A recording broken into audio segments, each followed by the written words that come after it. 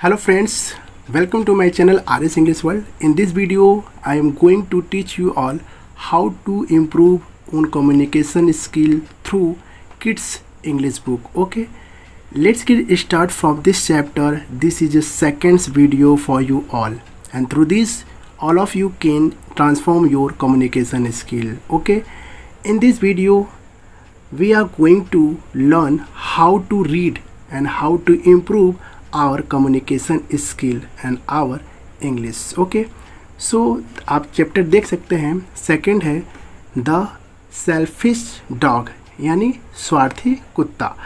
Once comma एक एक चीज़ को समझने का प्रयास कीजिएगा, क्योंकि समझेंगे नहीं तो आप डिफरेंस नहीं कर पाएंगे.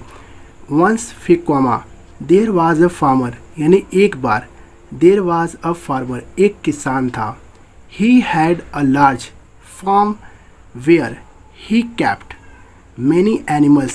एक चीज़ याद रखिएगा, जहाँ फुल स्टॉप लगता है उसको पूरा कंप्लीट एक सेंटेंस माना जाता है. ठीक है, तो एक एक चीज़ को समझिए, क्योंकि अगर आप किसी भी बारीक चीज़ को नहीं समझेंगे, छोटे छोटे चीज़ को नहीं समझेंगे, तो आप आगे चल के बेहतर परफॉर्मेंस नहीं कर पाएंगे. ठीक है, तो ऐसे में हमारा उद्देश्य है कि हम किसी भी चीज़ को थोड़ा ही पढ़ें लेकिन सही पढ़ें. ठीक है, तो देख सकते हैं मैंने यहाँ तक बताया. आगे है he had a large farm where he kept many animals. देखिए, फार्म का मतलब क्या होता है, उनके पास एक स्थान था, यानी एक जगह था. He had a large farm, यानी उस किसान के पास एक बहुत बड़ा फार्म था. वेयर, जहाँ पर ही कैप्ट मैनी एनिमल्स, यानी बहुत सारे जानवर को रखा था. The farmer had a bull and a dog, यानी किसान के पास एक बैल था और एक कुत्ता था. The bull had him in his fields and even have the farmer to take his crops to sell in the market. समझने का प्रयास कीजिएगा. ठीक है, the bull helped him in this field, यानी वो जो बैल था, बैल मतलब उनके खेत में उनका मदद किया. बात समझ में आया, यानी जो बैल था वो अपने खेत में मदद किया. किसका? किसान का. And even have the farmer to take his crops to sell in the market. अब इतना ही नहीं, वो हमेशा मदद करता था किसान का. टू टेक यानी हिज क्रॉप्स, यानी अब उनके जो फसलें थे उन फसलों को मार्केट में बेचने में भी मदद करता था. ठीक है.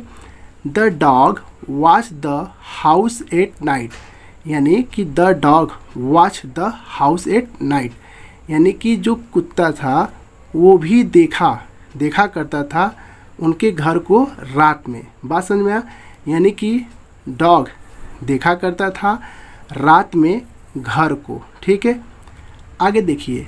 The farmer made enough money to feed his family and led a happy life, यानी जो किसान था वो बहुत ज़्यादा पैसा बना लिया था. टू फीड हिज फैमिली, और अपनी फैमिली के लिए. ठीक है. लेड अ हैप्पी लाइफ, और वो बहुत ही सुखी जीवन व्यतीत कर रहा था. बात समझ में आ रहा है. नेक्स्ट है वन इवनिंग, यानी एक शाम. The farmer and his bull came back home after working in the field all day. It's means एक शाम के समय था. ठीक है, एक शाम. The farmer and his bull come back home after working in the field all day, यानी कि किसान और उसके जो बैल थे वापस आए. क्या? होम यानी घर. After working in the field, यानी कि मैदान में काम करने के बाद आए घर. ऑल डे यानी पूरे दिन. बात समझ में आया. The bull was very tired and hungry, यानी कि जो बैल था वो बहुत ही ज़्यादा टायर्ड था और भूखा भी था, यानी कि थका हुआ भी था और भूखा भी था। नेक्स्ट है ही वेंट टू द वन वेयर है वाज कैप्ड। समझने का प्रयास कीजिएगा। ही वेंट टू द वन यानी वह खलियान में गया जहाँ उसने भूसा रखा था। कहाँ पर?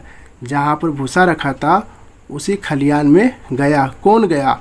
बैल गया। ठीक है।